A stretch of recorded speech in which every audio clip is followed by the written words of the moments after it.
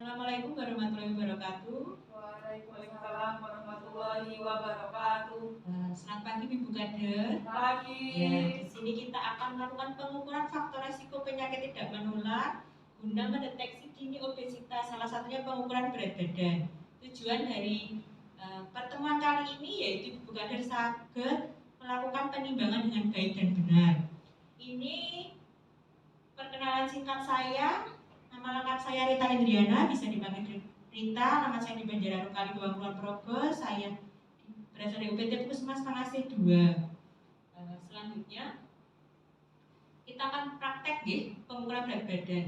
Yang pertama, kondisi dan syarat yang harus kita perhatikan dahulu, yaitu alat atau timbangan digital sudah terkalibrasi dahulu. Yang kedua, posisikan alat di tempat yang rata dan keras.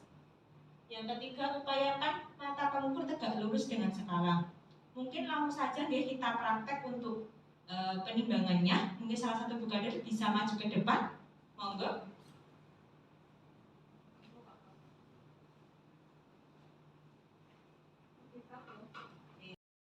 Di sini kita akan menggunakan timbangan digital yang sudah terkalibrasi dan terpasang baterainya. Ini tidak perlu dinolkan. Yang harus diperhatikan, klien harus melepas alas kaki terlebih dahulu. Pastikan tidak membawa jam ataupun pemberat yang lain di saku kayak dompet, HP, tas sudah dilepaskan. Selanjutnya diminta untuk menimbang. Ya. Posisikan klien tegak lurus, pandangan ke depan.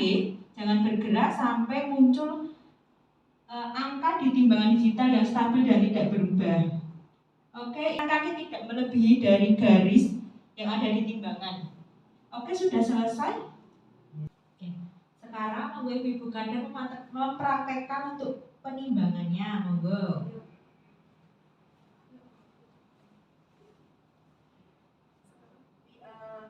Dari pasiennya sendiri awalnya diminta untuk dilepas dulu alas kakinya atau sepatu sebenarnya. Ya.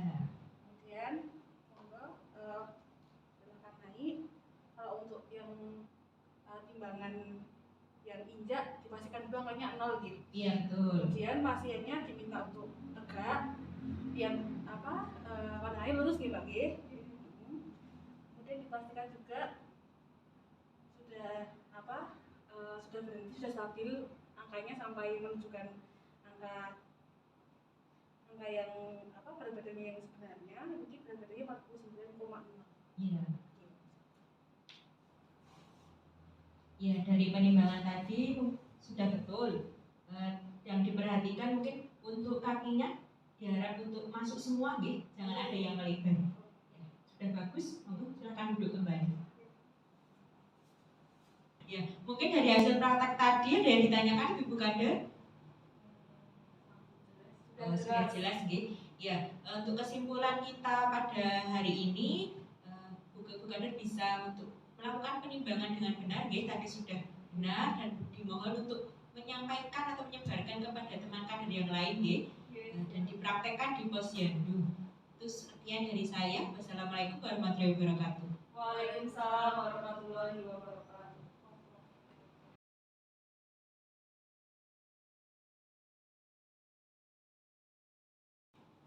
Assalamualaikum warahmatullahi wabarakatuh. Waalaikumsalam warahmatullahi wabarakatuh. Ya, selamat pagi Ibu Kader sekalian. Pagi. Sehat semua Ibu? Alhamdulillah. Ya, terima kasih sebelumnya Ibu atas waktunya sudah berkenan hadir pada kegiatan kita hari ini Ibu. Sebelumnya mungkin perkenalan terlebih dahulu Ibu. Saya Dr. Septantri Andayani atau biasa dipanggil Dr. Tantri. Saya dari UPT Puskesmas Pengasi 2, alamat saya di Jogja, Ibu. Nah, sebelumnya di sini nanti kita akan kegiatannya terkait dengan pelatihan, Ibu, pelatihan pemeriksaan faktor risiko penyakit tidak menular. Salah satunya yaitu diabetes mellitus atau kencing manis. Pernah dengar, Ibu? Jadi di sini nanti kita akan melakukan latihan pengukuran kadar gula darah. Nah, jadi untuk pengambilan darah nanti itu diambil dari jari, bisa jari telunjuk, jari tengah ataupun jari manis ya. Dan ini ada alat dan bahannya. Yang pertama ada alat pemeriksa kadar gula darah atau glukometer, itu yang saya tunjuk ini ya Bu. Kemudian ada strip test, niki. Kemudian ada auto lancet, ini untuk masukkan jarumnya. Lancet itu jarum ya Bu. Kemudian ada lancetnya, niki jarumnya. Kemudian ada sarung tangan, itu yang saya di depan itu ya Bu. Jadi nanti kita akan menggunakan sarung tangan dan juga ada alcohol swab nanti untuk membersihkan kulit di jarinya. Terus ada kapas kering dan juga safety box. Niki yang kotak kuning niki untuk memasukkan bekas jarumnya, sama ada limbah medis yang plastik kuning niko. Kemudian untuk langkah pemeriksaannya, jadi yang pertama kita harus memasang chip gula darahnya terlebih dahulu di alat pemeriksanya tadi. Setelah itu dimasukkan strip gula darahnya ke alat pemeriksanya tadi. Kemudian setelah itu kita siapkan jari penderita atau pasiennya. Itu pertama-tama dibersihkan dulu atau diusap dengan menggunakan alkohol swab atau kapas alkohol itu.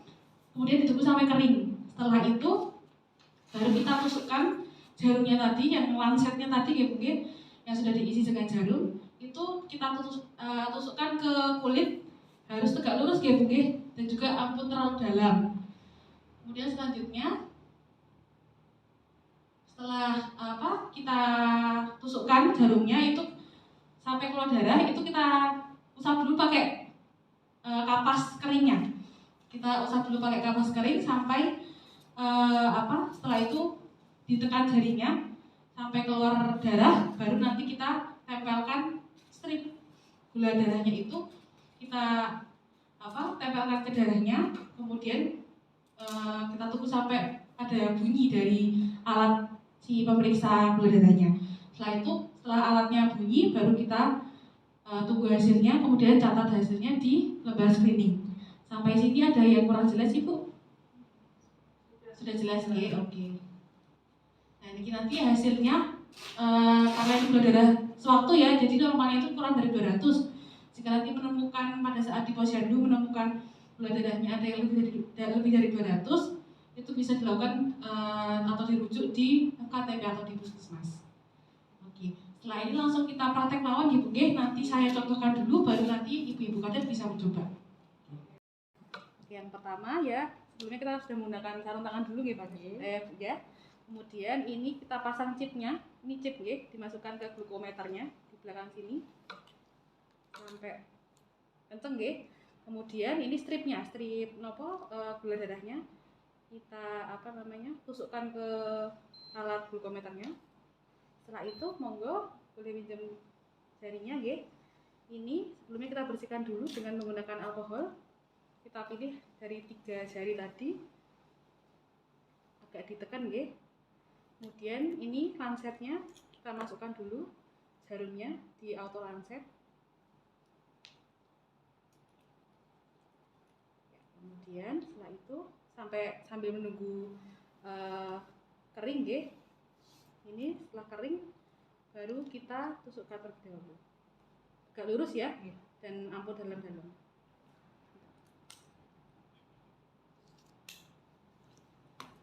Setelah keluar darahnya diusap dulu, baru kemudian ditekan lagi jarinya dan ditempelkan stripnya sampai bunyi alat glukometernya atau alat pemeriksanya. Kemudian sudah ini ditekan. Sebelumnya tadi dicek dulu nggih, untuk lancetnya dipastikan nggak ada darah. Kalau misalnya ada sisa darah di sini, dibersihkan terlebih dahulu dengan menggunakan alkohol swab. Ini sudah keluar hasilnya 122. Setelah itu ini dibuang ke sampah limbah atau limbah medis. Kemudian jarumnya tadi juga dibuang ke safety box yang tadi kotak kuning. Seperti itu. Ada yang mau ditanyakan ibu-ibu sekalian? Sudah jelas? Oke. Langsung ke praktek nggih, monggo bisa dicoba. Oke, sekarang mulai praktek nggih untuk buka hasilnya nggih. Yang pertama ini tadi glukometernya atau alatnya sudah dipastikan dipasang chipnya nggih. Oke, langkah selanjutnya monggo bisa dipraktekkan. Yang pertama chipnya dipasang dahulu. Yang kedua tadi dipasang lancetnya nggih. Oh iya nggih. Ini dicopot dulu nggih berarti. Diputar nggih. Ini dipasang. Terus ditarik dulu. Bagian bawah Iya, tarik. nggih. Ya. Terus kita lakukan pembersihan sama satu ujung jari nggih.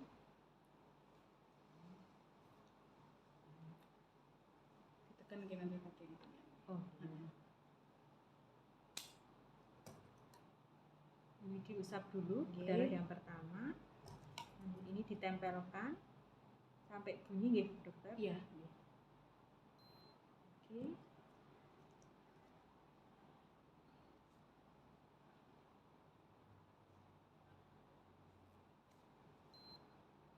Kira-kira 106 nggih. Sudah jelas nggih berarti ya? Sampun.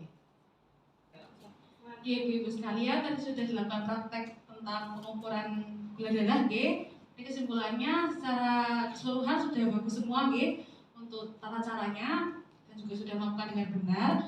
Kemudian alhamdulillah berarti kegiatan hari ini sudah mencapai tujuan, nggih, yaitu kader-kader ibu-ibu kader sekalian bisa melakukan pengukuran gula darah, nggih, yang nantinya nanti untuk gunanya untuk deteksi dari penyakit tidak menular atau diabetes mellitus salah satunya atau kencing manis seperti itu.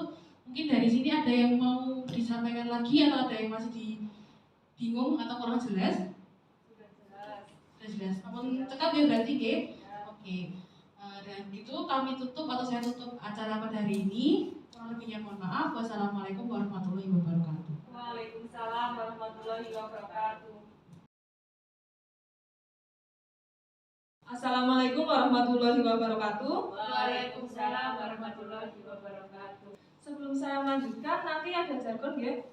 Jika saya mengucapkan selamat pagi, nanti ibu kader bisa menjawab pagi semangat. Gitu ya. Oke, selamat pagi. Pagi semangat. Oke, terima. Oke, selanjutnya perkenalkan ya, nama saya Siti Rohma, saya tinggal di Kulon Progo. Asal instansi saya UPT Puskesmas Masih 2. Tujuan kita hari ini yaitu untuk mempelajari langkah-langkah penggunaan aplikasi ASIK ya. Aplikasi ASIK ini dapat di-download melalui Play Store ya. Nah, apakah ibu-ibu menggunakan HP Android? Ya. Tidak ada yang menggunakan Apple? Tidak ya, oke baiklah. Karena aplikasi ASIK ini baru dikembangkan, jadi hanya bisa diakses menggunakan HP Android. Nah, ini pengertian dari aplikasi ASIK ya. Kementerian Kesehatan Republik Indonesia meluncurkan aplikasi baru melalui Digital Transformation Office bernama aplikasi ASIK atau aplikasi Sehat Indonesiaku. Nah, aplikasi ASIK ini merupakan upaya pemerintah untuk meningkatkan pelayanan kesehatan dalam membantu tenaga kesehatan untuk pencatatan imunisasi baik di Indonesia secara digital. Oke, jadi nanti tujuannya sudah jelas ya. Merupakan upaya pemerintah untuk membantu meningkatkan pelayanan kesehatannya. Jadi harapannya setelah dari kegiatan ini, ibu kader dapat membantu kami dalam mencatat dan melaporkan hasil dari posyandu. Nah ini untuk langkah-langkah menginstal ASIK, nanti ibu boleh membuka HP masing-masing di Play Store. Yang pertama yaitu mengetikkan ya di mesin pencarian Sehat Indonesiaku. Dan nanti akan kita lakukan bersama-sama untuk melakukan penginstalan dan langkah-langkah menggunakan aplikasi tersebut. Sudah ada tampilan mengenai profesi, bidan, dokter, perawat, dan kader. Nanti ibu kader boleh klik kader lalu pilih selanjutnya. Nah, di sini nanti ibu-ibu bisa mengisi mengenai NIK, nama lengkap, nomor WhatsApp, dan juga provinsi. Ibu kader bisa memilih ya untuk memilih pada opsi screening PTM.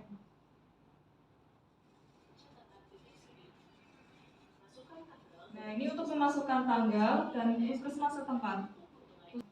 Setelah memasukkan NIK peserta, maka pilih Search NIK.